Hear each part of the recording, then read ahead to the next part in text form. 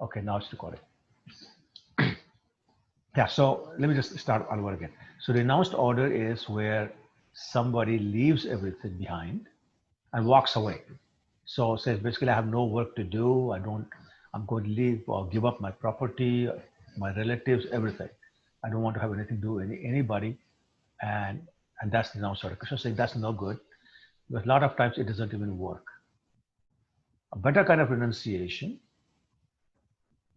is according the or rather along the lines of akarma that we had talked about, where you're still in the middle of everything. You don't walk away from your family, from your job, from your town, city, whatever, from your house, but you develop full understanding that that Krishna is the supreme personality of Godhead, that Krishna is the supreme proprietor of everything that exists, and Krishna is the supreme enjoyer. So with those three things in mind, even though we may have lots of property, lots of money, lots of wealth, lots of power, but the feeling is none of that belongs to me. It all belongs to Krishna. And therefore, if it doesn't belong to me, the question of giving up doesn't arise. You cannot give up something that's not yours. And that Krishna is saying is the real renunciation, because then you can serve me in the mood that I am the enjoyer. You can be totally dependent upon me in the mood that I'm the supreme controller. Nothing happens without my desire, without my permission, without my sanction. And you live your life serving me all the time for simply for the pleasure of mine. And it's like that renunciation is the real renunciation, and it comes from the knowledge of Krishna, who Krishna is. So that's basically what I would say in summary, what renunciation really is. Does that make sense? Yes, Shipi, go ahead. You know how in the like I'm just curious that Uh-huh. even a lot of kids sometimes I've seen that Christian, people who are devotees, you know, they are also like they call it sannyasi. So those are the ones who chose to live a life of, they don't want to get married, they don't want to do it, they just want to be in service of. So isn't it that's kind of contraindicatory? No. So what happens is, as you know, there are four kinds of statuses of life known as ashram, and four kinds of varnas known as castes. Right? So you have Brahman, Kshatriya, Vaishya, and Shudra. That's caste, right? Caste, yes. And then in Sanskrit it's called varna. And then you have four kinds of statuses called ashram in Sanskrit. And you have brahmachari, you have grihastha, you have vanaprastha, and sannyasi.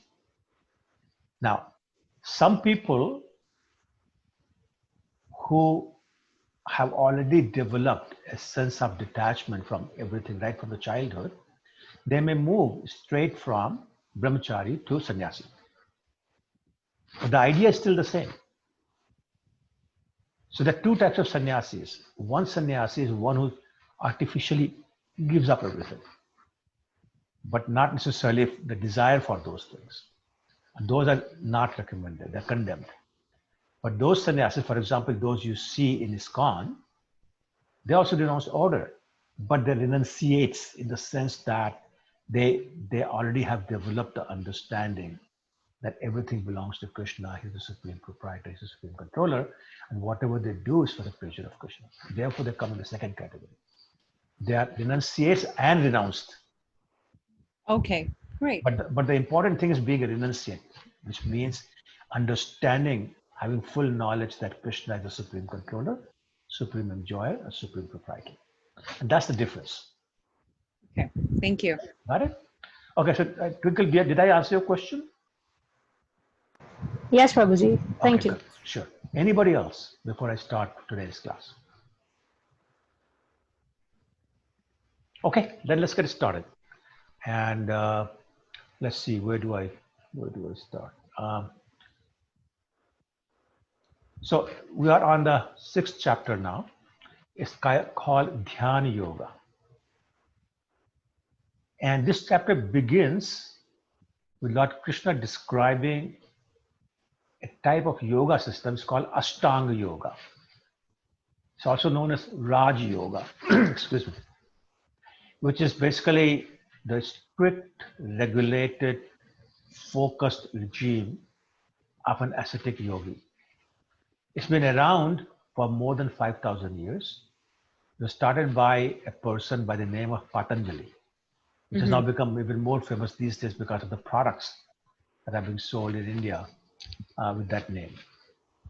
So, but in the present day, millions of people around the world, they're practicing some elements of Ashtanga Yoga, primarily as Hatha Yoga.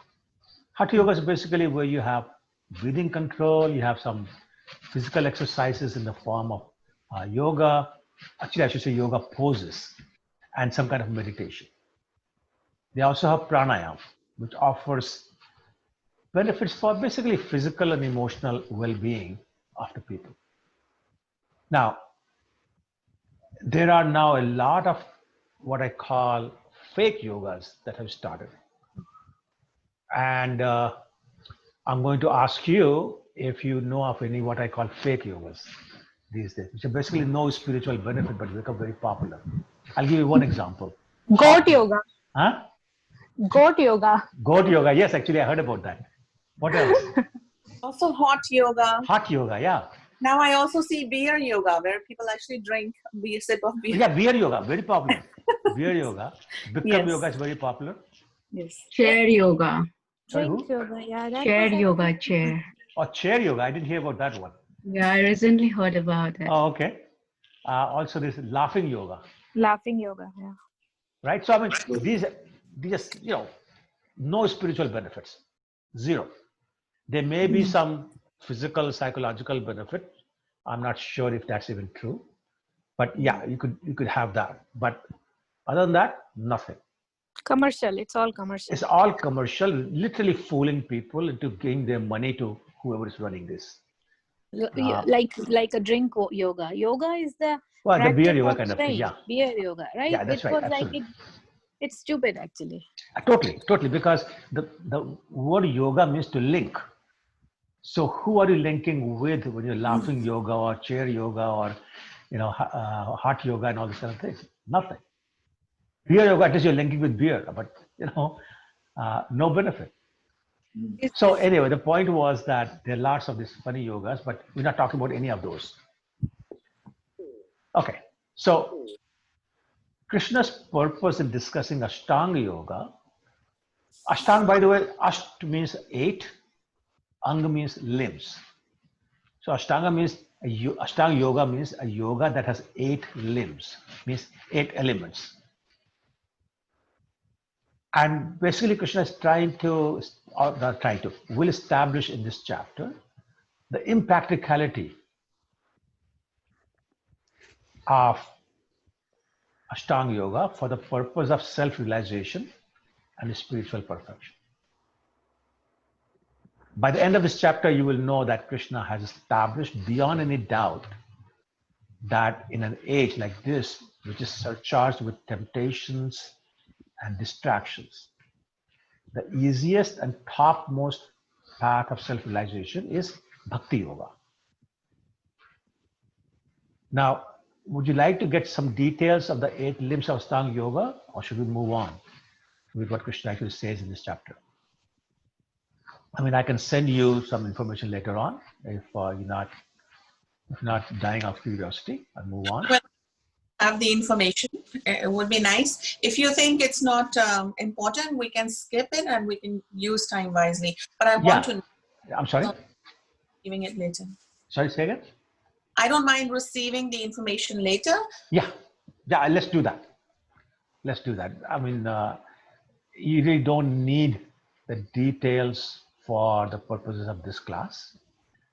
And if there's time left at the end, I'll cover it. Otherwise, I'll just send you a page of information that you can read. Okay, is that okay? Everybody okay? So I have a question. Go ahead.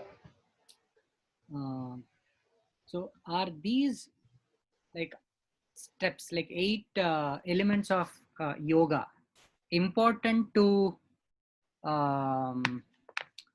reach bhakti yoga, or is it like not required at all? Will it help in some way? Yeah, I agree. So there's some benefit.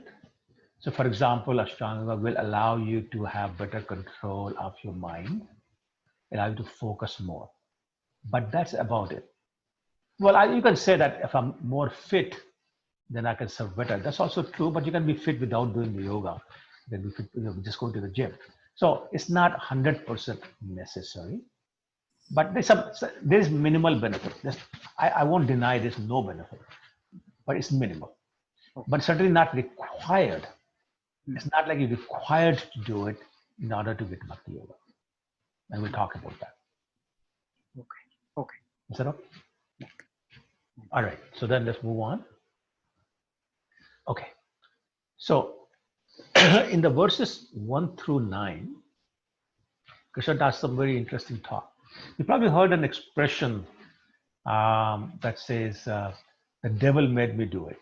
Have you heard that? Anybody has heard that expression? The devil made me do it. Yes. Yes? Okay, thank you, because I was worried if nobody can hear me. Anyway, and there's another way people talk about is that I have a devil on one shoulder and an angel on the other shoulder. And each one of them is giving me advice, their own advice, and confusing me as to what is the best option to take. Have you heard that one? Yes. Okay, good. Okay, that was a more emphatic one. Yes, thank you. So the mind, our mind is that devil and that angel. So mind is both. And in Bhagavad Gita 4th, in this chapter, we'll talk a little more about when is the mind a devil and when the mind is an angel. But what is mind? Anybody wants to tell me what is mind?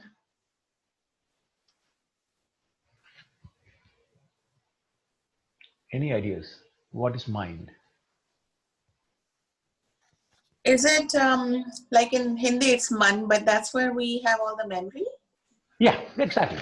So memories, impressions from previous life, those kind of things. That we take even forward, whatever we do. Correct. And it has three functions. One is feeling, other is thinking. Thinking, I thought so. And willing. So those are the three functions of the mind. And it's basically a reservoir, as I was saying before, a reservoir of impressions and experiences and memories, like she said, like a storehouse of those three things. And mind offers two options to the individual. One option is the one that will bring us closer to Lord Krishna. And the other one is that will take us away from the Krishna. And as soon as you're taken away from Krishna, you fall into the lap of, any ideas? When you're away from Krishna, you fall into the lap of? Maya. Maya, exactly. Maya. That's right. So now, which one is devil? Which one is angel? The one that's getting closer to Krishna is devil or angel? Angel. Okay. Angel. Okay. And the one that's taking you away from Krishna is devil or angel? That's right. Okay. So an uncontrolled mind will agitate, misguide, and therefore entangle this soul, our soul, within this world, forcing us to succumb to our lower nature of lust, anger, and greed. So that mind that's taking us to closer to lust, anger, greed, etc., is our enemy. And this is what we're saying is the devil. The controlled mind, on the other hand, acts as our friend in our spiritual journey. It helps us make progressive and healthy choices of abiding by the instructions of the Lord. So now we're following Krishna's instructions. And being fixed on Krishna, such a mind brings us closer to Krishna. This is because the friend mind acts like a fine-tuned radio, which receives and communicates with us, free of background noise, and it does not obscure the message of Krishna once it's received within our heart. So when one controls and befriends the mind, one experiences tranquility, peace, freedom from the duality of happiness and distress, honor and dishonor, heat and cold, etc., etc. And this position is at once achieved by one who is in Krishna consciousness. In other words, no separate effort required. And that's why I was saying earlier that my mind just went blank. That the benefit of Ashtanga Yoga is minimal, not zero, but it's minimal. It's not absolutely necessary. Going to 6.8, in the purport of 6.8, I'm just going to read it from the book. Give me 1 second. 6.8.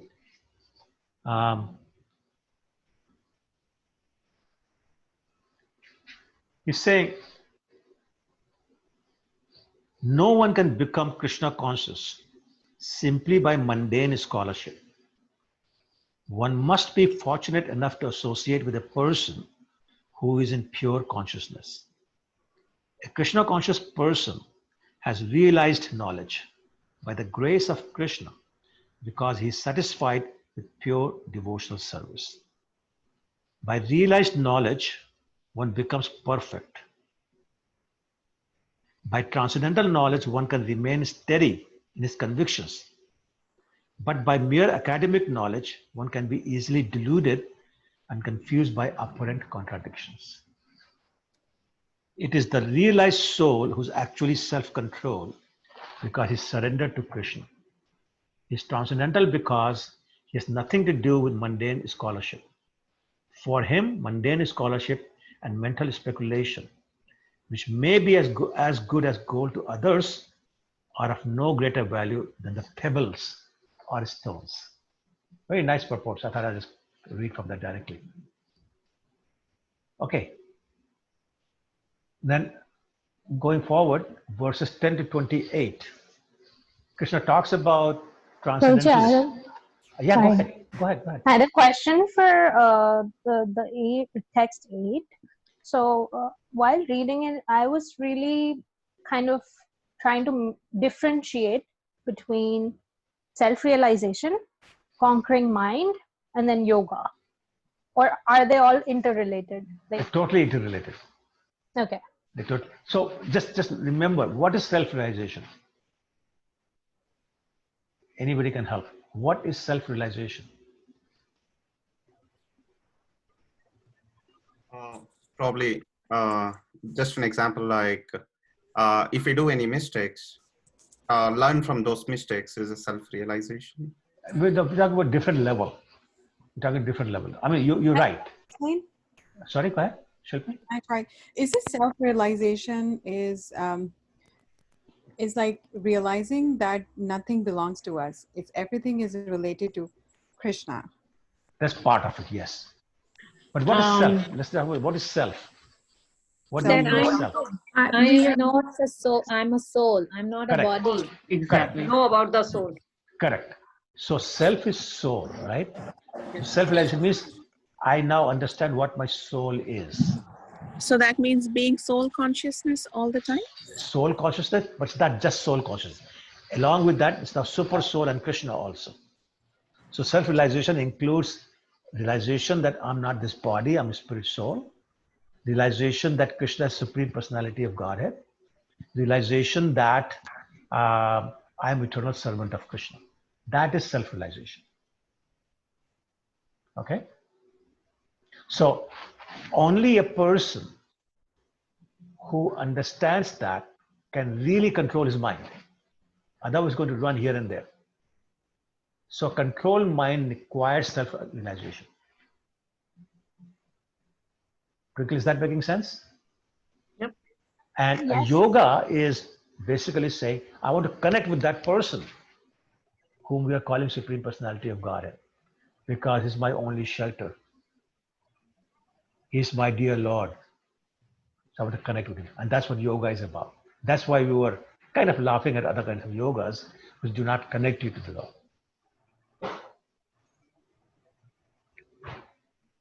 Quickly, did I answer your question? Yes, thank you. Okay, all right. Should we move on? Okay.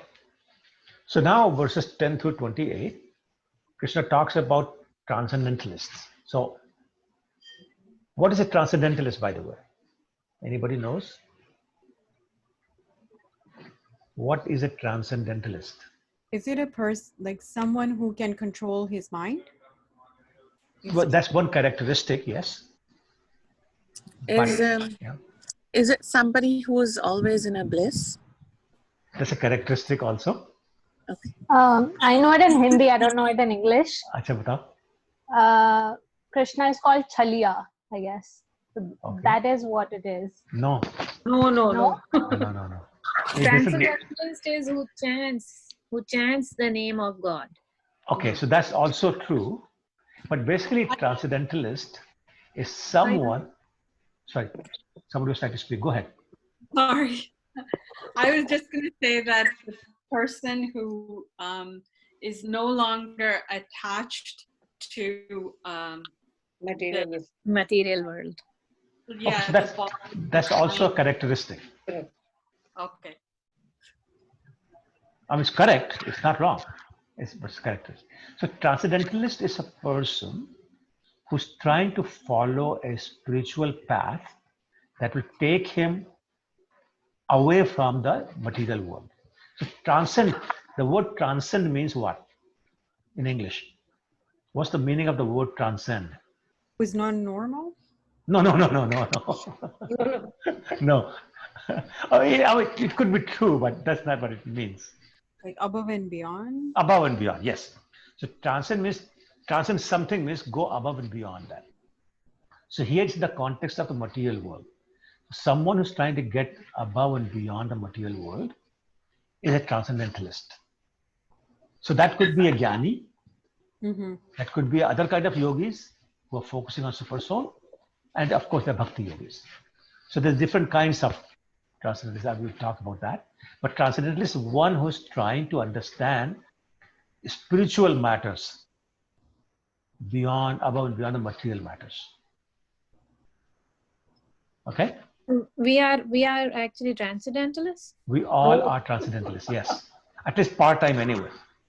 At least trying. At least we're trying Yes. to be. Trying. Sometimes we are, sometimes we're not. Right? We kind of go back and forth. When you're watching Bollywood, Hollywood movie, we're not transcendentalists. Right? मैं 3 महीने से I am not doing anything else. Oh, then you get transcendentalist for 3 months. At least I don't get time to do anything else. But Well, wonderful. just at only 3 months. I think 2.5 or 2 months. That's okay. The 3 will become 4, will 5 and 6, and the rest of your life. Congratulations. That's great. Thank you. I don't know how long. That's wonderful. Well, keep at it, you know. Keep at it. Krishna will help you. Indian film में छोड़ दें देखना. Well, I'll tell you to do that when I leave. I was never fond of the movies anyways. Okay. So Krishna talks about the 3 types of transcendentalists. Those who are attached to Brahman Jyoti. What did we call them? Anybody remembers? Those who have desire to merge in Brahman Jyoti. And sorry? Impersonalist or jnanis. Again. Yeah. Then those who are attached to Paramatma feature, they're called yogis. Right? And then those who are attached to the personal feature of the Lord, Bhagavan, and they're known as? No. Bhakta, yes. Devotees. So all 3 are transcendentalists. But they have different degrees of understanding of absolute truth. Remember the other day we talked about 3 features of absolute truth? Who remembers? 3 features of? Absolute truth. Are you talking about the passion, goodness, and? No, that's modes of nature. Oh. Okay. I just answered it, by the way. Sorry, go ahead. No. So Can I Brahma try? Jyoti, huh? It's Brahma Jyoti, Yes, Paramatma, yes, and like the physical feature Sham Sundar. yes, absolutely right. So those are three features: Brahma Jyoti, Paramatma, and Bhagavan. There are three features of absolute truth. So depending upon where you're focusing, your level of understanding is different. Those who are focusing on Brahma Jyoti, that's the lowest level of understanding. Yeah. Those who are focusing on Paramatma is the second level. And those who are focusing on Bhagavan, the personal feature of the Lord, they have the highest level of understanding because it includes the other two as well. Okay? So, however, all three of them are encouraged to engage in their particular pursuits through the process of Ashtanga Yoga, which includes Dhyan Yoga, which is the title of this chapter, by the way. All of them are encouraged to be free of desires, which is material desires, and feelings of possessiveness. Krishna further recommends, as part of this yoga, seclusion, the type of seat to sit on, practicing celibacy, and under strict regulations of eating and sleeping, sitting in a perfectly erect position, focusing the consciousness on one point, whether it's light or super soul or the personal feature of Krishna.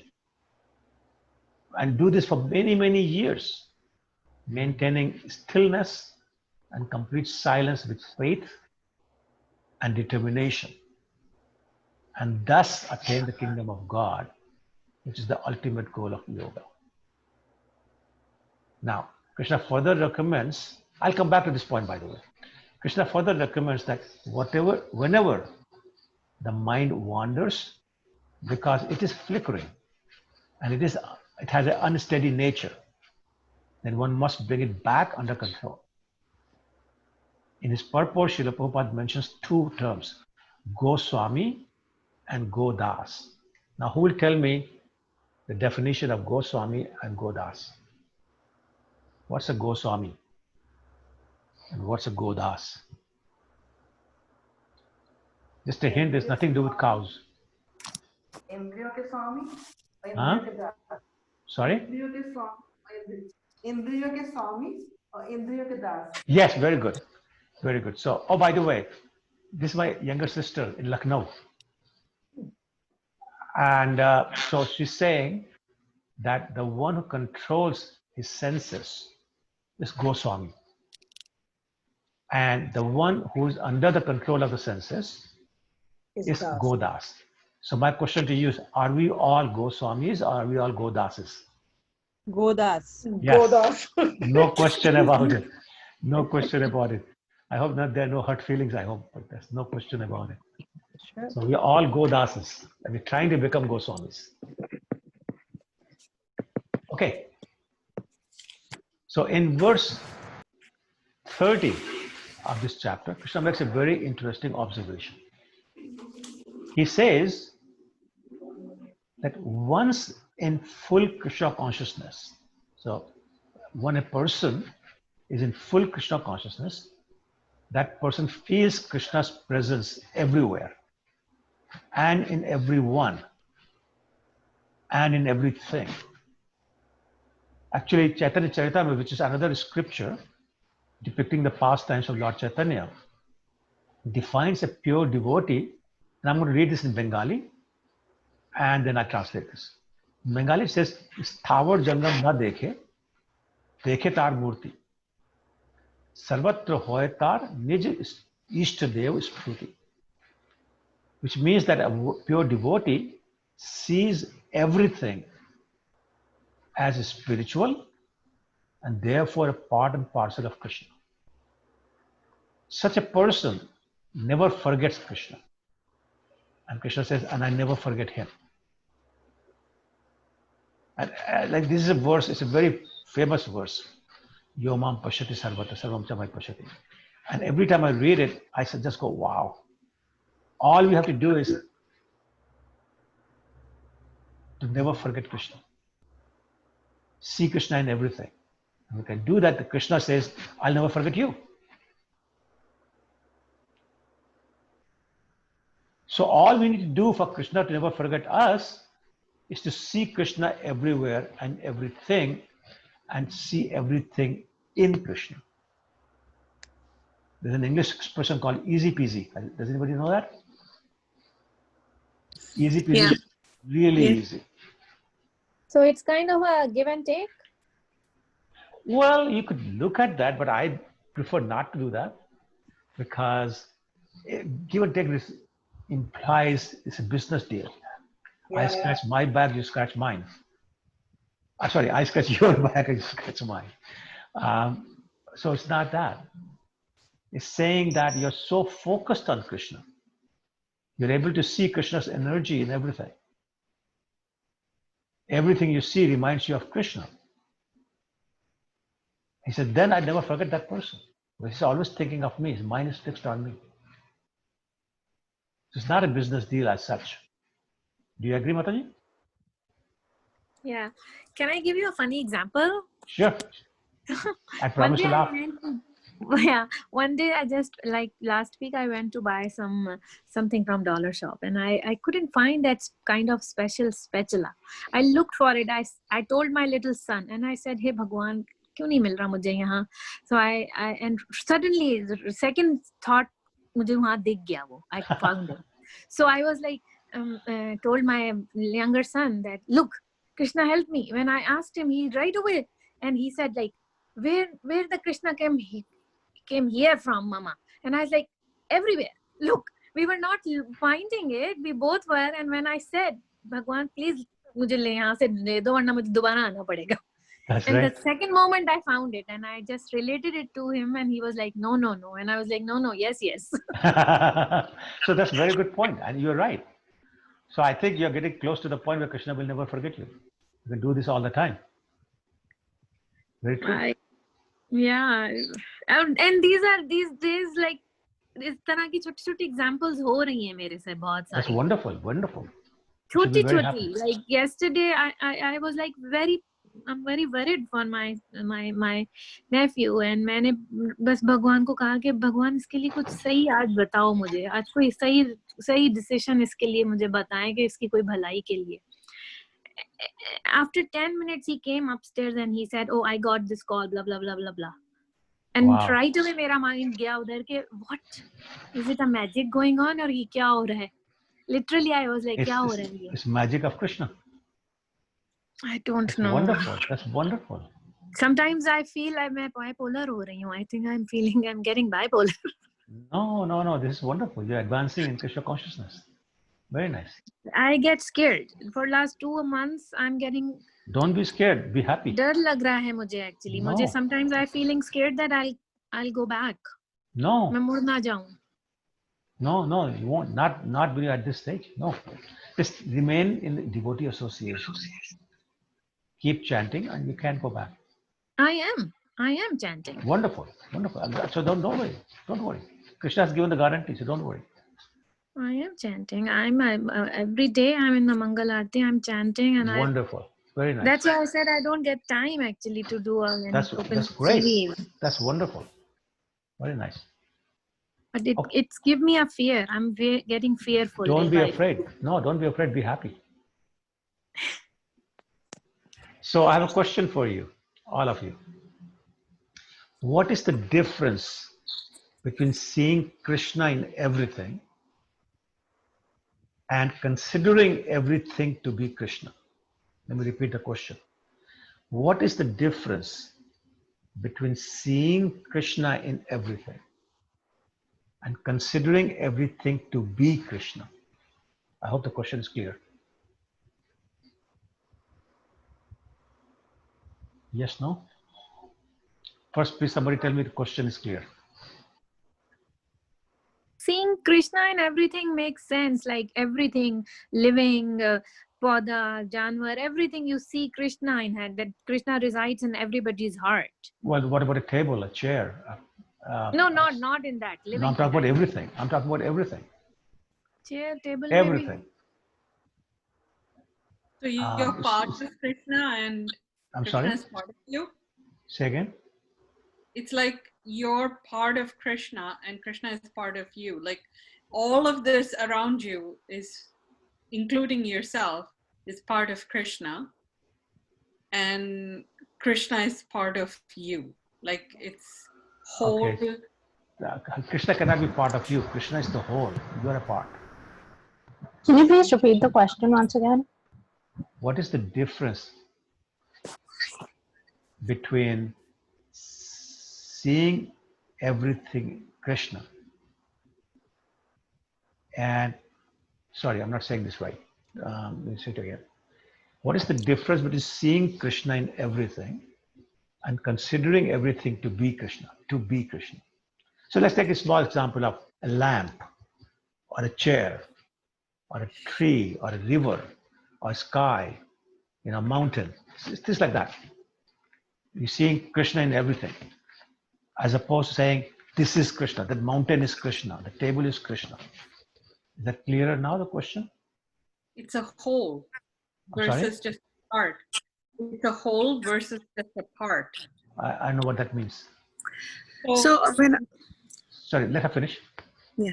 Anu, go ahead. Just like when you see Krishna in everything, versus when that thing is Krishna, it's like you're not just seeing. It's like you're seeing an image of Krishna and not really a part of it. No, okay, maybe I'm not making. Okay. It's hard. That's okay. so Neetu, go ahead. So I would say, like, it's an example, like considering something is like I am forcing myself or keep reminding myself that that I am considering that everything is in Krishna is in everything. But when I'm seeing Krishna in everything, automatically I just feel love and respect towards everything. Like, for example, a father, you don't have to consider him a father. He is a father, right? But you can say you consider your father as a father because he is your father. Same way Krishna is. We see we see Krishna in everybody. Considering, I feel, is like you're forcing yourself. Correct. So you're right in that we should understand that Krishna is in everything by his energy. And he says that in Bhagavad Gita also, that I am everywhere, I'm in everything. Everything is a manifestation of my energies. So everything should remind us of Krishna because it's a representation of his energy. But to say that everything is Krishna is basically insulting Krishna. You are the stone. No, it's not. He is in the stone, but stone is not him. River is not him. We are not him. We are not Narayan. We are servants of Narayan. So to say you are Krishna and I am Krishna and everybody is Krishna, wrong. Forget about tables and chairs and lamps. So that's called Mayavad philosophy, that everything is Narayan. And we totally reject that. And the devotee's attitude is Krishna is in everything by his energy. And that's a very huge difference. So our understanding is Krishna is everywhere. He is in everything through his energies. But other way is not correct statement, that everything is Krishna. That's not correct statement. Okay? So maybe So considering is better? I'm sorry? Considering is better? No. No, it's better. It's a Krishna is in everything. That is right. It's an offense to say everything is Krishna. Seeing Krishna in everything. Yes, Seeing that is correct. That is correct. So that's why I said the first statement I can understand, but second I couldn't understand. Well, because it doesn't make sense. That was the trick question. Right. Okay, all right. So now, then is it like the person who is like following or like impersonalist, is he the one who is like considering everything to be Krishna? Correct. Correct. Yes. And we don't follow that at all. Yeah. Okay. That is contradictory to everything we believe. Okay. Yes. I still am a little confused in the sense that like seeing Krishna in everything. So for example, I like if I see all the devotees here, so I see like a part of Krishna is in everyone, right? And then considering everything to be Krishna's, that means Not we Krishna. all To be belong to Krishna. him.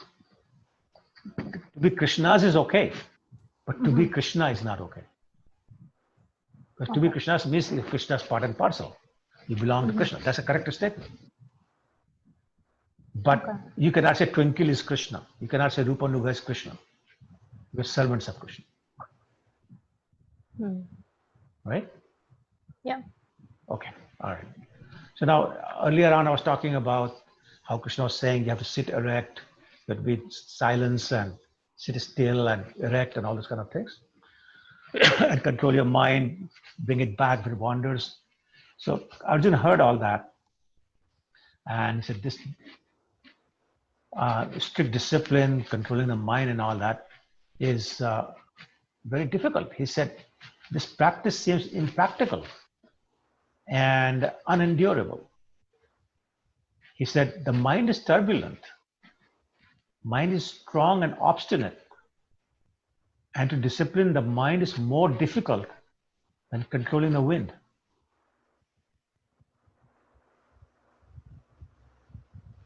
And frankly, Arjuna is probably thinking that, look, I never did all this Ashtanga Yoga stuff.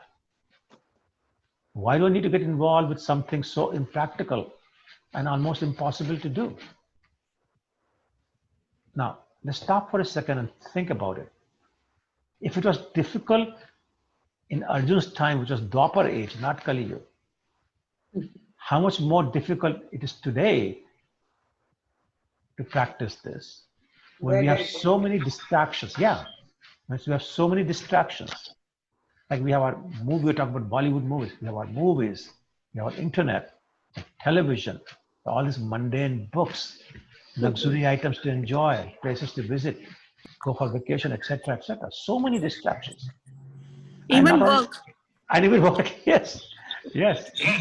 Because And when you're at work, you know, you have to like I'm in sales. When I'm in the meetings, they're so like sales focused. It's like you feel like, oh my gosh, like, you know, being spiritual is like not right somehow, you know. Like you go out or people go Christmas parties and all, people are drinking, they're eating anything, you know, and you are not, and then you feel like, oh boy, you're not, you don't belong to this place. right. So it's kind of hard to mingle even at work. Oh, sure. sometimes. Yeah, that's very true. That's very true. Very true. But it's not that we leave that. We cannot. Sorry, say again? That's the part of the life. You continue your spiritual life, you continue your work life and balance out your social life. You have to, because you cannot be sannyasi. पहाड़ पे जाके तो नहीं बैठ जा सकते हम. No, you're right. So, I mean, we have talked about that before. And we have to learn to separate the two things and be in the middle of that without getting attached. So, yeah, we've talked about that. Yeah, I have a we're not very fun. recommending renunciation. So go ahead, Tukal. I was saying, I just have like a fun story, short story to share. So one of my friends, he stays in Toronto, and he eats basically everything. Every animal you can think of, he's eaten that. Probably someday he'll eat human also. So I, on the other hand, am like pure vegetarian, not at all, nothing. So he always used to, whenever like all our friends we used to go out, so he would always say, you know, one day I will turn you non-vegetarian. And I used to just smile, and I was like, this is never gonna happen. And a month ago he called me and said, you know what, I've turned vegetarian too. Wow. Very nice. Very So nice. I can give you my example. Yes. I am from Pakistan, pure non-vegetarian country and pure Yes. non-vegetarian family. I'm Yes. Hindu by birth. Yes. Yes. We were following everything, but we were pure meat eaters. And I'm now, when I can leave it, anybody can leave it. There you go, Haribol. That's true. Absolutely true. I was underestimating myself मैं तो नहीं छोड़ सकती, no way. I love mince meat, but it's been 3 months I'm being sober. Wonderful, wonderful. So good to hear, Mataji. So good to hear. Thank you for sharing that. Haribol. And the other thing is that unlike Arjun, we've had little to no spiritual training.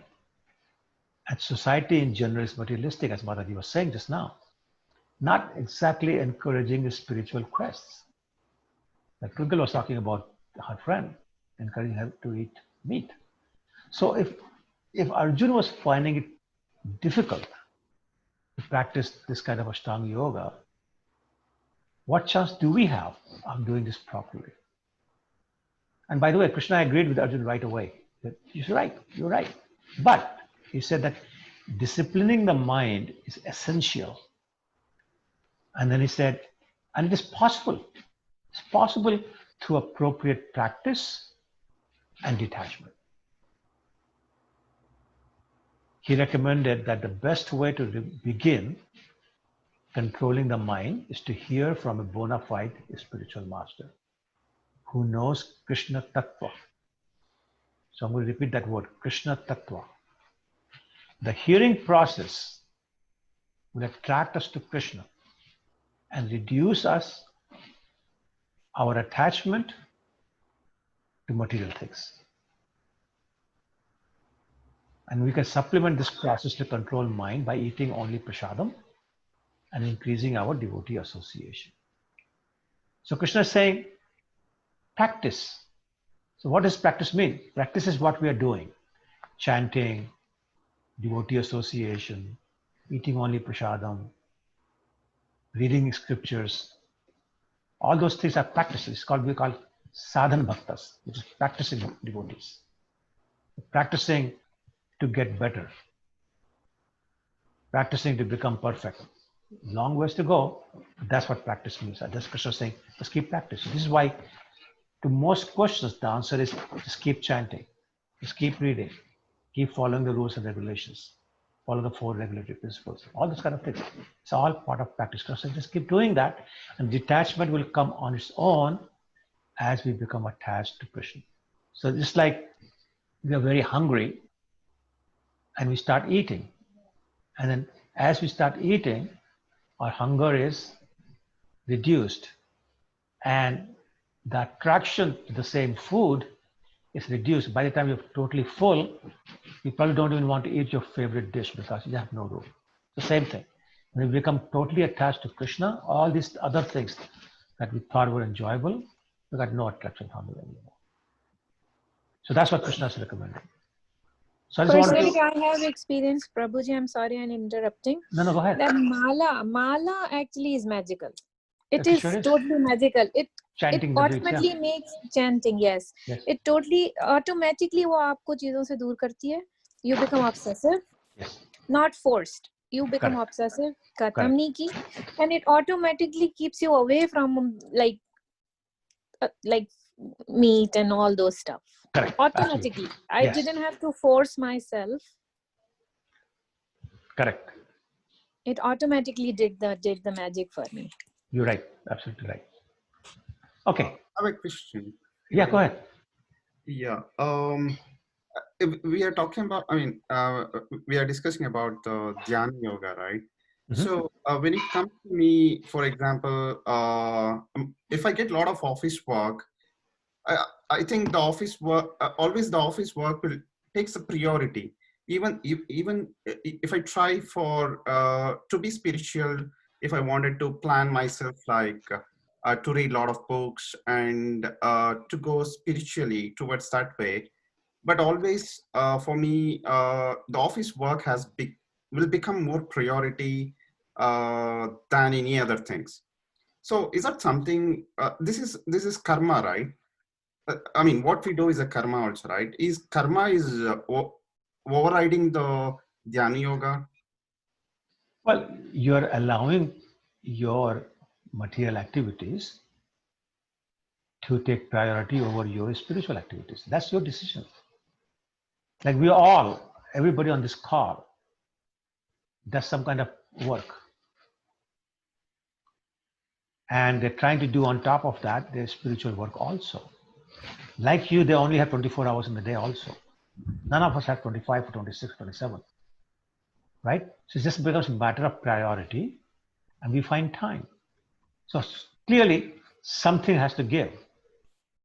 And what that is totally up to you based on your priorities and based on your preferences. And that's all it is. There's no difference. No difference for anybody. Okay? But Prabhuji, due to COVID situation these days, there बहुत सारी चीजें we are actually not doing, like traveling, commuting, सबसे ज़्यादा बच रहा है हमारा. So on that behalf, we can be able to, myself, be more spiritual. Otherwise, my half of the time goes into the traveling and commuting and working 12 hours. So because of this COVID situation, I can be more follow the more spiritual path rather than if I'd be normal. I don't know if it would be feasible or not. Well, so or practical. That's all. You have a good point. My point was, we all make our priorities. Now you're forced into this. And so you say, I have no choice, I may as well do this. But other times you're not forced into this, so you have to make a decision. And you say, what is higher priority? Because let's put it this way. If somebody who is extremely busy finds their loved one in the hospital, will they say, I'm too busy at work, I can't go to the hospital to see my loved one, to be with my loved one? What happens? They'll drop the work, correct? Because their priority is different. The priority is different. And so you're making a decision on priorities. Totally up to you. But again, we want to. We want to follow the spiritual path. Badly enough. Do you want it badly enough? These are the questions you have to ask yourself. And that's what decides your priorities, right? It's entirely our decision where we spend our time. Krishna has given us the options. It's up to you, up to us to take the option we want. And that's what we're talking about. It has to be a deliberate decision. Say, something is more important than my work. That's not talking about giving up work. Nobody's saying that. Talking about spending 20 hours on the work or only 19 hours on the work. That's the kind of thing we're talking about. Okay? Let's move on. So now Arjun has a new concern. And he's saying, look, you're talking about all this, including the discussion we just had. And he's saying, what happens if one faithfully takes to this yogic process, but later falls away without perfecting his spiritual consciousness? In other words, you have not managed to reach perfection. The unsuccessful spiritualist or transcendentalist is then seemingly left in a no man's land, having failed to attain their spiritual satisfaction, and simultaneously squandered his opportunities for worldly pleasure, worldly achievements, etc. There is a saying in Hindi which says, "Yahan kar rahe na wahan kar rahe," which means now you're neither here nor there. You lose out on both fronts, the material side and the spiritual side. I think it's a very valid question, and a lot of questions you are saying, comments you're making, this thought is behind that. So Krishna appeases all such fears by explaining to Arjun that whoever takes up a genuine spiritual process, that person is eternally benefited, even if they don't perfect it in this life. If we don't complete it in one lifetime, this is very interesting. If we don't complete it in this lifetime, then we first enjoy countless years in heaven and then take birth in a family of pious people or rich aristocratic people. And in that family, we have the choice of taking advantage of such a family to carry on from the same point where we left off in the previous life and evolve towards full Krishna consciousness. And that is for those people who have been practicing this yoga only for a short time. Sorry. Can you repeat the two type of families, please? You said rich, and what was the other type? Rich aristocratic is one. Second is pious, which could be same by the way. A rich aristocratic can also be pious, but does it have to be? So here's the point he's making. A lot of us have some of the discussion we just had kind of indicates that well, what happens if I don't pursue as hard as I'm trying to my materialistic goals, my materialistic pleasures, and I spend time in my spiritual activities, chanting and reading and all that, but I don't reach perfection, then I've lost on the material side by not getting my promotions and my raises and not making my $10 million, and have not achieved Krishna yet because I've not perfected that. So I lost on both counts. And Krishna is saying, unlike your material things, your spiritual credits go with you to the next life. So you may have $1 billion in this life, but when you leave this body, the money is left behind.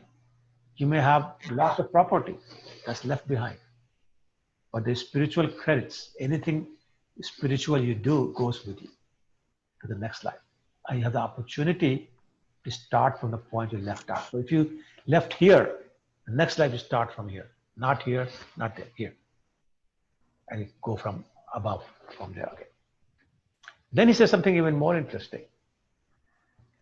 He said, but someone who has been practicing yoga for a long time, that person takes birth in the family of transcendentalists, or devotees you could say, and receives spiritual impetus from the very beginning of his life. And we know a lot of children, right from the beginning, they're very attracted to Krishna, very attracted to devotional service, whereas many adults are not. And Krishna says, but that kind of a birth is very rare in this world. Not everybody gets a chance to be born in that kind of family. And that's why they say it's extremely lucky to be born in a family of devotees.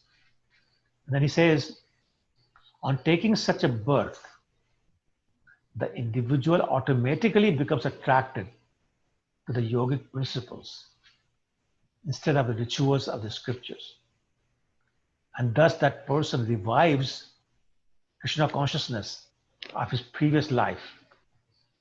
So basically saying that person who has been practicing yoga for a long time, when he leaves his body without getting perfection, that person is, when he takes birth in a family of devotees, automatically becomes attracted to devotional service. And again, starts Krishna consciousness from the point he left off from his previous birth.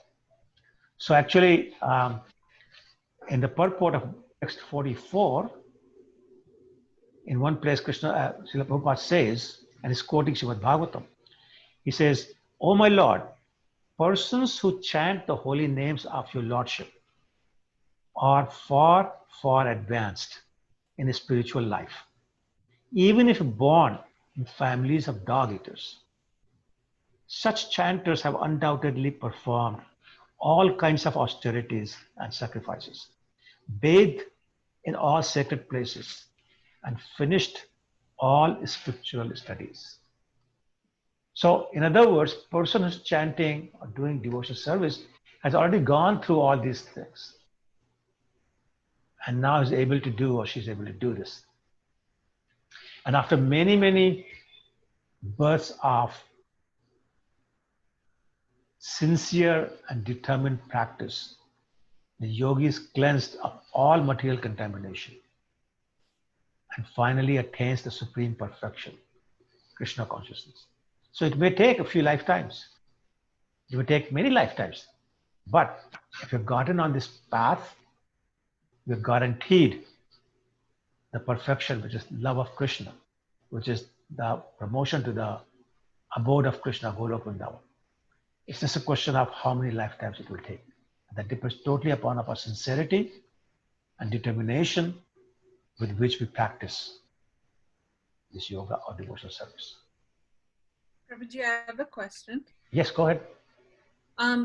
You know, when, for instance, like when a baby is born, and it passes away suddenly,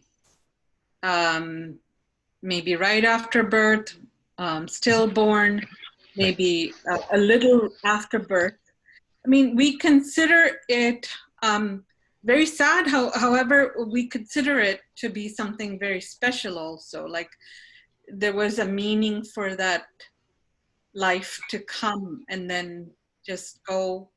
I mean, does it have anything to do with this? Like, you know, with the karma, like for instance, being a transcendentalist and not being able to reach, you know what Krishna just said, that you will not, it's not considered a waste, but then in the next birth, you will be at a certain level.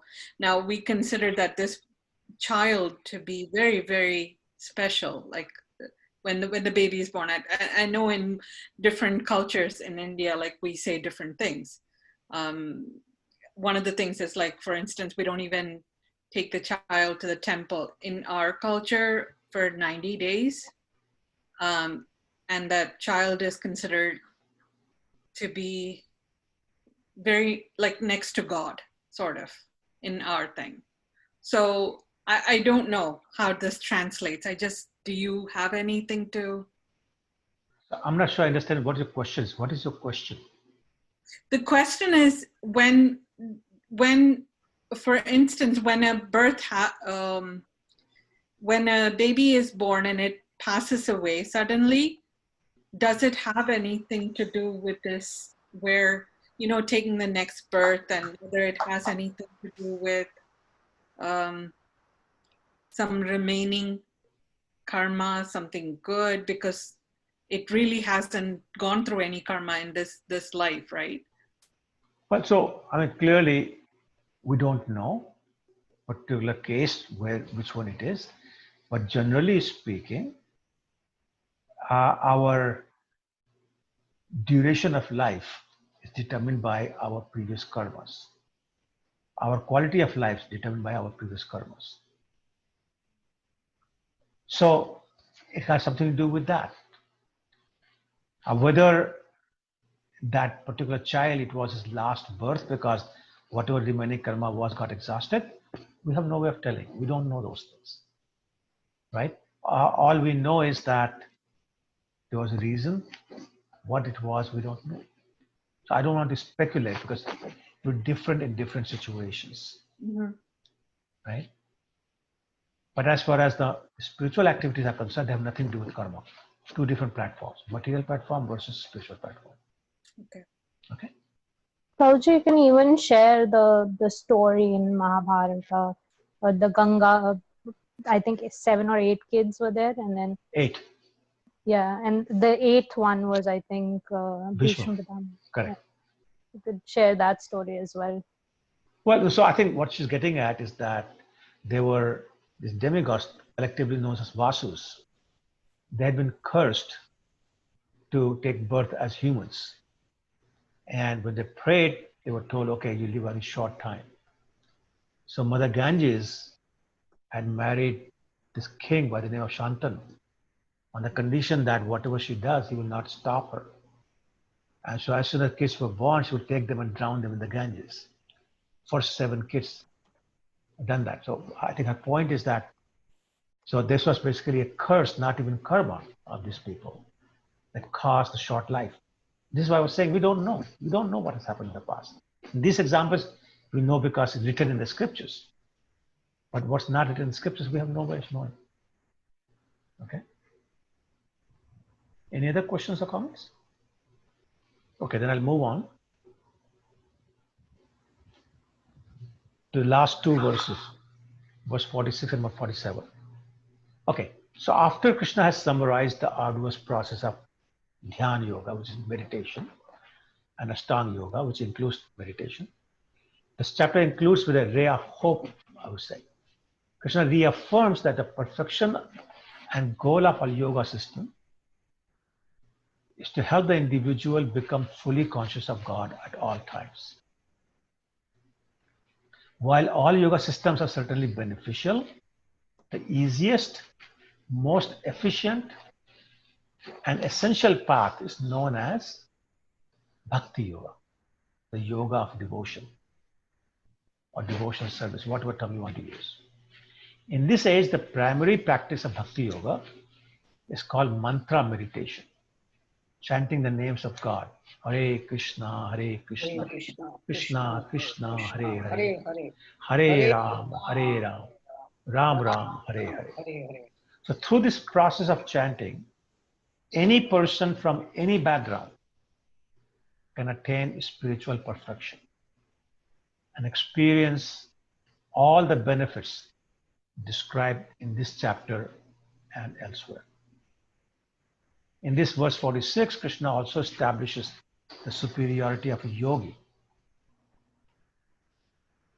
He says that a yogi is greater than an ascetic, greater than a jnani, and greater than a fruitive worker, and recommends Arjun to become a yogi.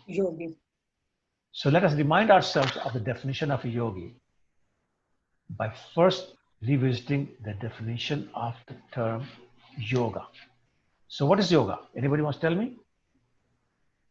Yoga means Practice. Yes, Can go I- ahead, Shilpa. Yeah, go ahead. Yoga word basically comes from yog in Hindi is basically addition, jod. Mhm. So it's basically union to Krishna. So yoga is your union to Supreme Personality of Godhead. Right, right. And yogi is the one who prays Krishna. Practicing it, yes. Practice yoga, So yoga is the process to link, and yogi is the one who is practicing practicing. it. So basically, linking. What are you linking? You're linking your consciousness, Mhm. the supreme absolute truth, which depending upon what yoga you're doing, could be the Brahman effulgence, Paramatma, or personal feature of Bhagavan, Lord Krishna. So now, this process is named differently by various practitioners in terms of the particular method they have adopted. So when the linking process is predominantly in fruitive activities, while offering the results to the absolute truth, this is called what? Somebody tell me. When process includes mostly fruitive activities, while offering the results to Krishna, let's say, what is it called? Devotional practice. Is it renunciation? No. My God, you already forgotten. Karma kanda. Not karmakara, it's offering the results to Krishna. Is it renunciation? No. My God, I have to go back to chapter 4, chapter 3. Karma. Sorry. Karma yoga, Oh, okay. Yeah, karma yoga. right? And when it is predominantly empirical, it's called, like you're speculating, you don't believe in personal form. Analytical. What is it called? It's called what? Dhyan yoga. No. No. Gyan Yoga. Jnana yoga, that's correct. Yeah. And when it's predominantly in a devotional relationship with the God, it's called Bhakti yoga. Bhakti yoga. Very Bhakti good. yoga. So clear? Karma yoga, Jnana yoga, and Bhakti yoga, which we started as Dhyan yoga. Right? So Dhyan yoga by itself is meditating upon the super soul feature. Bhakti yoga is meditating upon the personal feature. Right? Yeah. Okay. So the Lord has confirmed here in the superiority of yoga, but He has not really mentioned yet that Bhakti yoga is better than any other type of yogas. Bhakti yoga is full spiritual knowledge, and therefore nothing can excel it. Asceticism without self-knowledge is imperfect. Empiric knowledge without surrender to the Lord is also imperfect. And fruitive work without Krishna consciousness is a waste of time. Yep. Therefore, the most highly praised form of yoga performance, which is mentioned here, is called Bhakti yoga Bhakti. or Krishna consciousness. Yep. The ultimate perfection of yogas, all yogas. And Krishna confirms that in the final verse of this chapter that I'm going to read from the book. Give me 1 second. 647.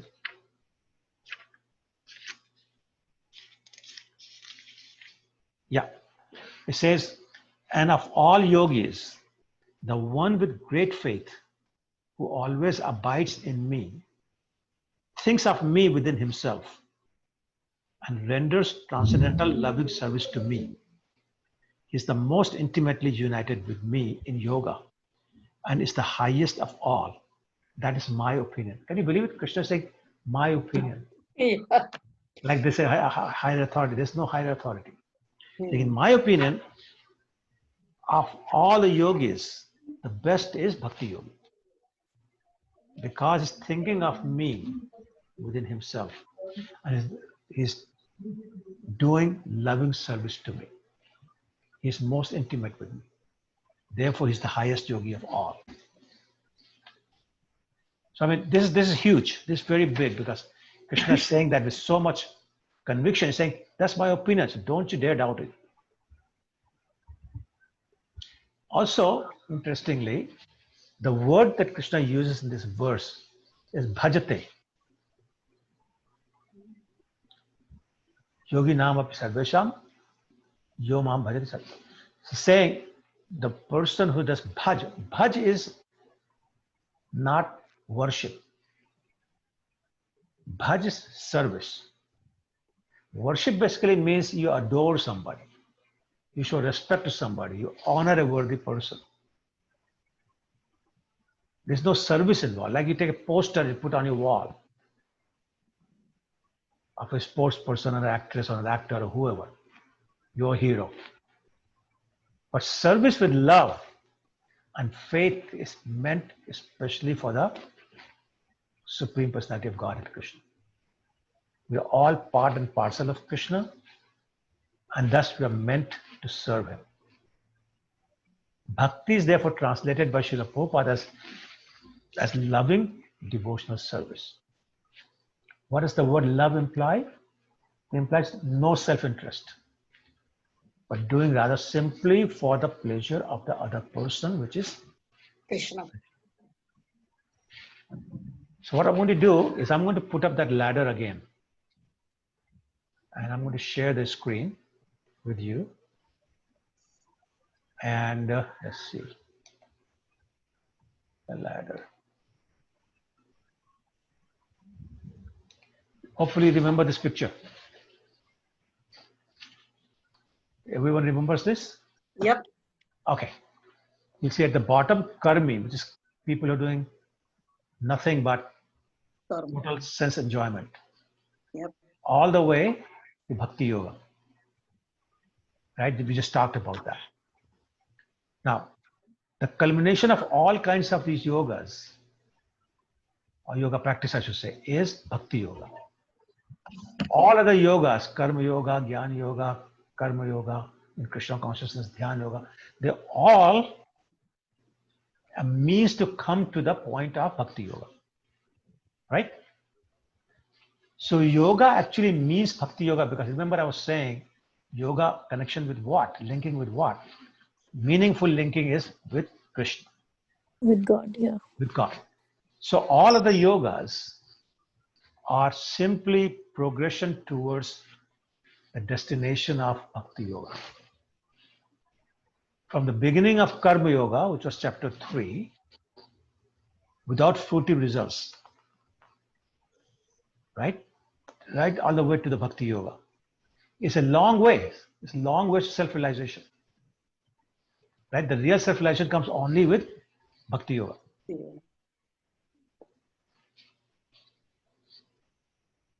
So the point is that let's see, that when we start here, I don't know if you can see, I'm pointing at my screen here, but you can see. Can you see I'm pointing at karma yoga here? Anyway, I don't know how else to do this. So, which is chapter 3, karma yoga. From the beginning of karma yoga to the end of bhakti yoga, it's a long ways. right? But Karma Yoga, without 14 results, is the beginning of the process. This is where it all starts. When Karma Yoga increases in knowledge and renunciation, then we reach the stage of Jnana Yoga. So when Karma Yoga has reached or increased, I should say, in knowledge and renunciation, we reach the stage of Jnana Yoga. When Jnana Yoga increases in meditation, Jnana Yoga increases in meditation of super soul, I should say. That's called Ashtanga Yoga or Dhyana Yoga. And when one surpasses the Ashtanga Yoga, comes to the point of Krishna, this is called Bhakti Yoga, which is the culmination. Now I'm going to stop and ask whether you understood what I said. But I don't know when I point at my pencil, my pen, I don't know if you can see where I'm pointing. Anybody's questions? Did I explain reasonably well? Sure. Okay. Prabhuji, I have a question. Yes. So what is the difference between Gyan and Dhyan? Wow, how did you do that? You click on the marker, it says pencil. Oh, okay. Well, you know more than I do. Okay, so thank you. So the question is, what's the difference Jnana Yoga and Dhyana Yoga? Right? Yeah, Is that the Gyan and question? Dhyan. Yes. Okay. So in Gyan, you're not meditating on super soul. You don't even believe in it. In Gyan, you say, I think absolute truth could be this. No, it's not this. It could be this. No, it's not this. And you keep reading the scriptures, try to increase your knowledge. You come up with your own philosophy, and you never really reach conclusions. Right? So you're speculating all the time. Speculation, yeah, And suspecting. if you get your perfection, then because you don't believe in the personal form, you want to merge in the Brahman effulgence. You say, then I get rid of my existence in material world, and that's my liberation. That's Dhyan Yogis. Okay, Dhyan Yogis, on the other hand, are focusing or meditating upon the super soul. When the same Dhyan Yogis start meditating upon Bhagavan feature, which is Krishna, they become Bhakti Yogis.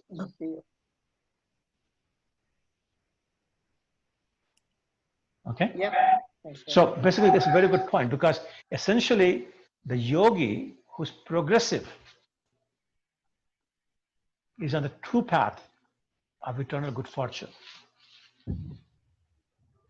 One who sticks to a particular point and does not make further process is called by that particular name. So if you're stuck in Karma Yoga, you're known as Karma Yogi. Stuck in Jnana Yoga, you're known as Jnana Yogi. You're stuck in Dhyana Yoga, then you're known as Dhyana Yogi. If you got into Bhakti Yoga and you stick there, you call it Bhakta or Bhakti Yogi. Okay? And the person who is lucky enough to come to a point of Bhakti Yoga is considered to have done all the other yogas in the past and has surpassed all other types of yogas. And therefore, to become Krishna conscious is the highest stage of yoga. Just like we talk about the mountains, Himalaya is considered, Everest is considered the highest peak. That's the culmination of all the mountains. Similarly, Bhakti Yoga, the culmination of all other types of yogas. So the ideal yogi concentrates his attention on Krishna, who incarnates in different forms, like Lord Ramchandra, Lord Nrsimhadev, etc., and descends like a human being in various relationships. I'm going to stop the screen. So he's known as Krishna, he's known as Govinda, Nandalal, Vasudeva, etc. And in that, he's the perfect child, he's the perfect husband, perfect friend, and perfect master. He's full in all opulences and transcendental qualities. If one remains fully conscious of these features of Krishna, it's called highest yogi. This stage of highest perfection in yoga can be attained only by Bhakti Yoga. Okay? So I'm going to open to questions now. It's 9:30, by the way. If somebody needs to leave, you're free to do that. But if you want to stay and ask questions, you're free to do that as well. I'll leave that to you. One question. Maybe it's a perspective also. Maybe in the ladder, we saw all different yogas, right? In our lifetime, I think in one or the other way, we will try to, as we get matured, we will try to get more knowledge, and also as we go to towards spiritual way, then are we not going towards the Dhyana Yoga?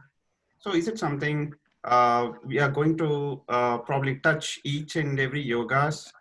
Maybe we won't be able to get to the top of that, but at least we are going to touch in every lifetime, right?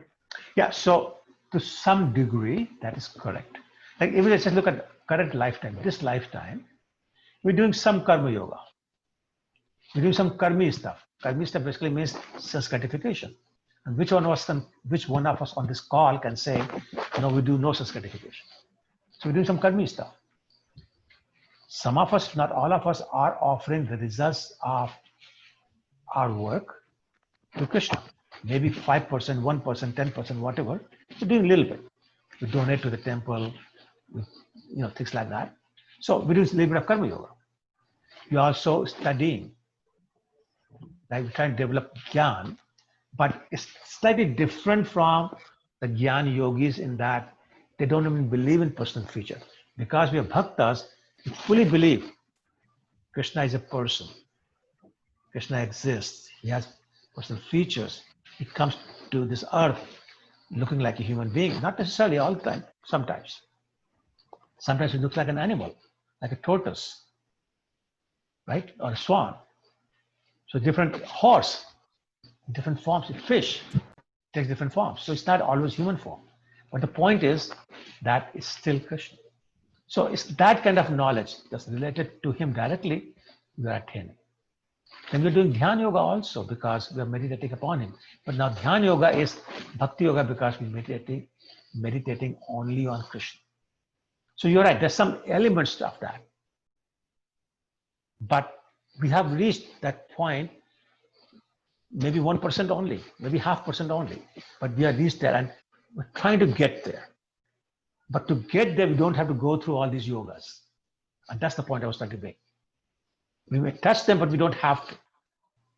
There's lots of people who make very big jump because they've done this in their past lives. Okay? Prabhuji, I have a question. Actually, two or three, probably. Okay. So the first one is from text 9.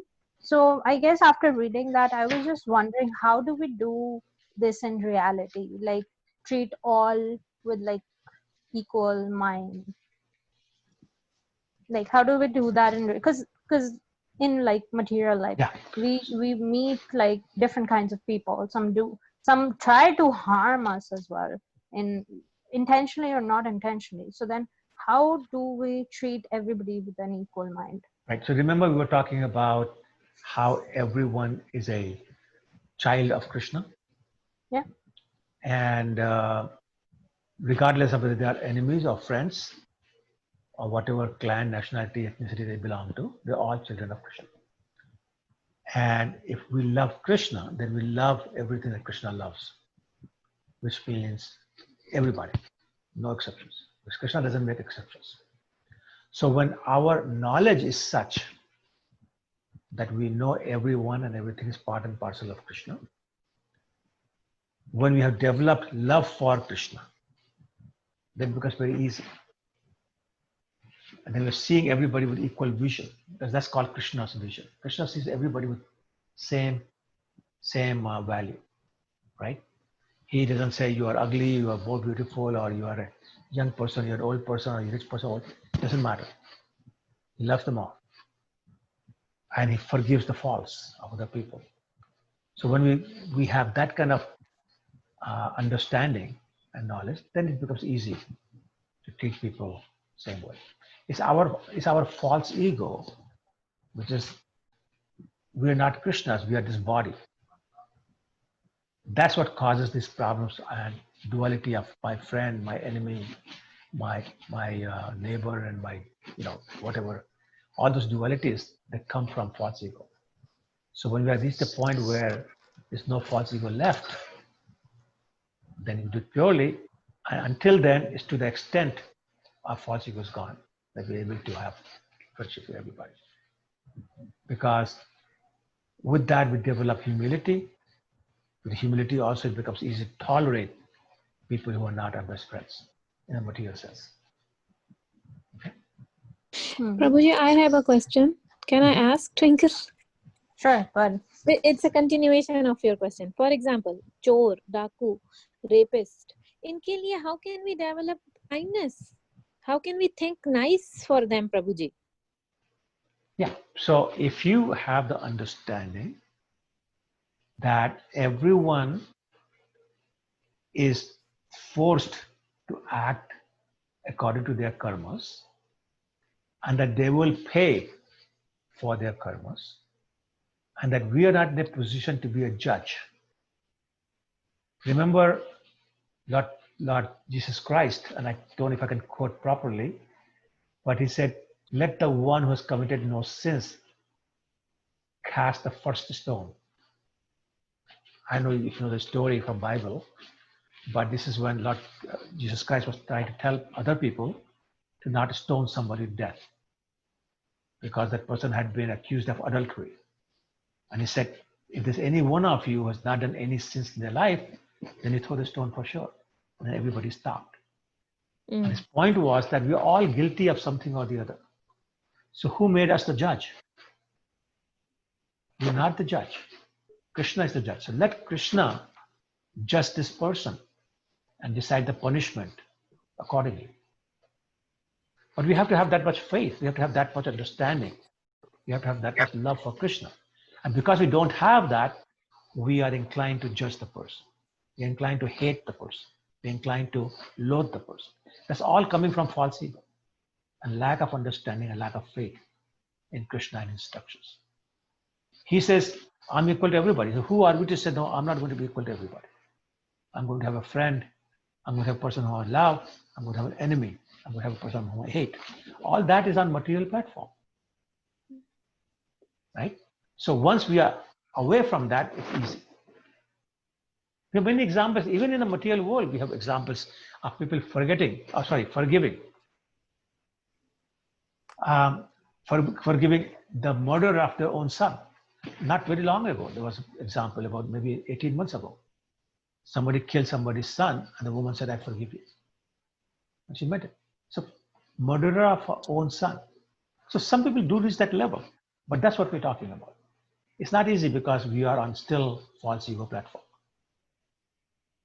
So it means surrender them to, or you're thinking to do Krishna. But like, you don't have to think about the rapist or the murderer, or just say that he will be punished by God. He will be judged by God, not us. That's right, because you're not the judge. And in Krishna's court, nobody escapes. In material court, somebody can escape even though guilty on technicalities and good lawyer or whatever. But in Krishna's court, nobody escapes. Many times, what I've read somewhere, I can't remember, they say that mostly all the culprits are victim themselves. So yeah, how that's can also we... true. Yeah, but there's a lot of things. But the point is that we're not the judge. Yeah. We have to be tolerant. Let Krishna do his justice. Simple. मतलब सोचा ही नहीं उनके बारे में हम. That's right. So it will leave us all uncontaminated also if we don't even think negative. If you have to think about Krishna and his devotees. A lot more positive. Okay, Twinkle, your second question? Yes, it is from text 13 and 14. So I guess I wanted to understand like the kind of yoga that Krishna is, I guess, talking about, to like do this routine, have a regulated habit, and then... Yeah, this is what I was talking about. He's talking about Ashtanga yoga. Mm-hmm. Saying, like, this is what you have to do. And Arjun said, well, that's hard. And he said, yeah, you're right. Don't do it. Yeah. So I guess my question was that even if we are practicing that, like I'm not practicing that at all, or I don't intend to go in a forest or sit No, down. don't. Just do bhakti yoga. So then in that case, how is it possible to have that kind of like I guess yoga that you don't feel like the cold or the heat or any animal attack or anything? Yeah, it's called mind control. Because all those things are for mind. Remember, mind is a feeling. Mm-hmm. So mind control does that. So I mean, there are yogis even today who immerse themselves in icy water. Even Ramdev himself says that, like, he doesn't need to. So there you go. So I mean, my point is, yes, you can do that. The mystic perfections, but it's useless. What's the use? I'd rather sit in my air-conditioned house and chant. Yeah. Right? Mm-hmm. Okay. And your third question, you said? My third question is not related to the chapter, but I guess it's in general that is spiritual jealousy a good thing? Like, okay, for example, like let's say there's this devotee and they're doing something very nice, and then I am being jealous that, oh my God, they're doing it so nicely. Like I should, like, either I should do it better or the competitiveness. So Well, so it depends. For example, there's something called transcendental envy or spiritual envy versus material envy. In material envy, the tendency is to pull the other person down. In spiritual envy, the tendency is to pull yourself up. So as long as your tendency is to pull yourself up, it's great. It's good to have that envy. But if your tendency is somehow pull that other person down, then that's not good. That's material envy. Actually, yeah, go ahead. I just want to add, yesterday, in fact, I was hearing a class where they said you would turn your jealousy into inspiration. Correct. Yeah, if you pull yourself up, that's inspiration. And that's what you said, actually, but exactly. I'm just, that's yeah, right. No, you're right. Absolutely right. Yeah. Okay, so then I am pulling myself up for sure. There you go. Okay. Anyone else? Thank you so much. You're welcome, Mata. Anyone else? So, like a person who is like attained bhakti yoga, is he aware of all the below steps? Or, okay, should he be aware is the first question, and is he aware? Well, so basically the scriptures say that you've already done this in previous lives. Okay, sir, fine. I'm not worried about it. And the thing is not important. Whether I've done it or not, it is not important. What's important is that now I'm serving the Lord, which is the highest. So if I'm at the highest platform, what do I worry about? Anything, I don't want to go down. So why do I worry about it? But the knowledge is there because it's in the scriptures. Okay. So knowledge is definitely there. I mean. Oh yeah. The awareness is there for sure. So without that knowledge, definitely you will not attain bhakti yoga. Like you will not attain that step. No, I didn't say that. Oh, okay. No, I thought your question was, well, do I know that I have been there? I thought that's what you meant by knowledge. And yeah, we've been there because that's what scriptures say. And I quoted you that verse actually today. It says that if I'm doing bhakti yoga, that means I've already done dhyana yoga, I've already done jnana yoga. Right? So I thought you would have got that knowledge. Okay.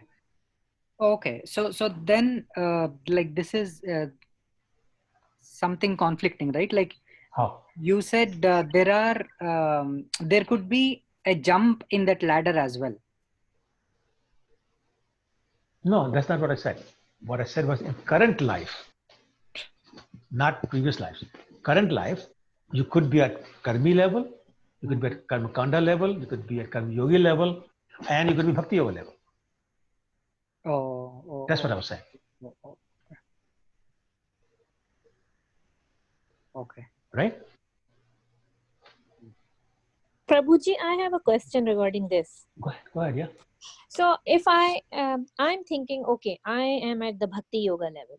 Isn't it my false prestige or ego? Who am I to know? I don't know. Maybe Krishna is not thinking that I'm at bhakti yoga. But I'm thinking, okay, I'm skipping all these and I'm at the bhakti. Isn't it the false thinking? Well, it depends upon what you do of that feeling. If you go around bragging to everybody that, look, I'm with Bhakti Yoga, then that's terrible. If you're proud of your connection with Krishna, that's great. You should be proud. No, even if I'm thinking, okay, no, I am at Bhakti Yoga. Isn't it? But my point is, what does that mean that I'm a Bhakti Yoga? Does it mean that, hey, I'm grateful to Krishna for giving me service? I'm grateful to Krishna that he allows me to chant his name. I'm grateful to Krishna because I'm attracted to him. That's very good. But if you're going around saying, look, I'm better than you because I'm a Bhakti Yogi, that's not good. Actually, it depends upon what it means when you say I'm Bhakti Yogi. It's all in the mood. Like self-realization, crossing out all karma. You're not thinking that I'm doing this for karam or for fruitive activity and like all good things which the requirement of the Bhakti Yoga. But maybe I'm wrong. Well, I don't know. Who has to decide, right? I can't answer that because I don't know. No, I'm just questioning you. That one person, not anybody. So maybe we are thinking wrong. Maybe. Krishna is the judge. Who can judge only that what step or ladder I am at? Very true. Very true. But the point is that there are steps, components, I should not say, components of Bhakti Yoga, like chanting, like reading the scriptures, like devotee association, like residing in Dham, etc., eating prasadam.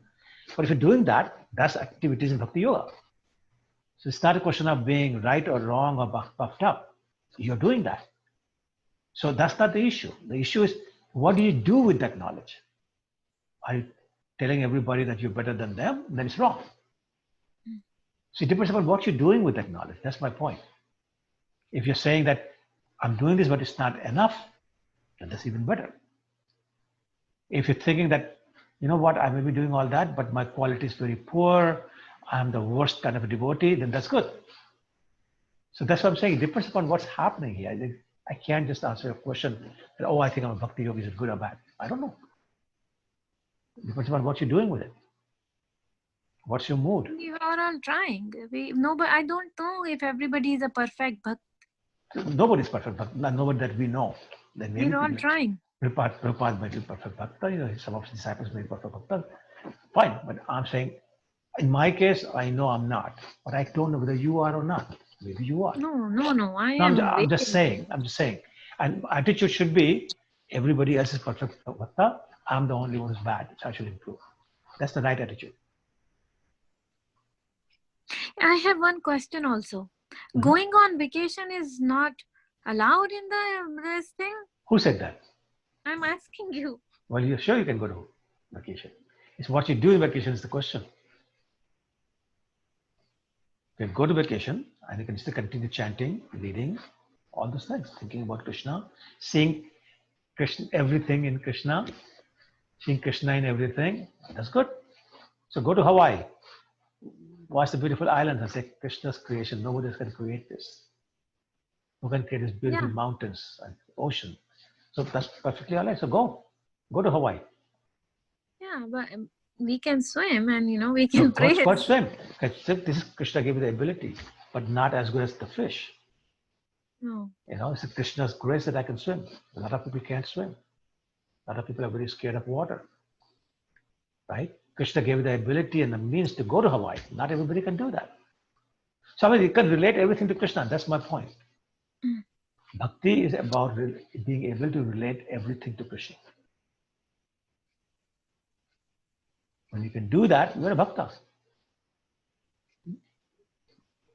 Thank you, Prabhuji. You're welcome.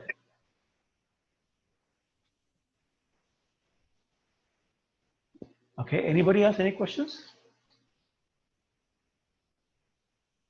Okay, then we'll finish here. Thank you again for your time. Really appreciate that. Hare Krishna to everybody. And see you next Thursday. Hare Krishna. Hare Krishna. Thank you, Prabhuji. Hare Krishna. Hare Krishna. Hare Krishna. Hare Krishna.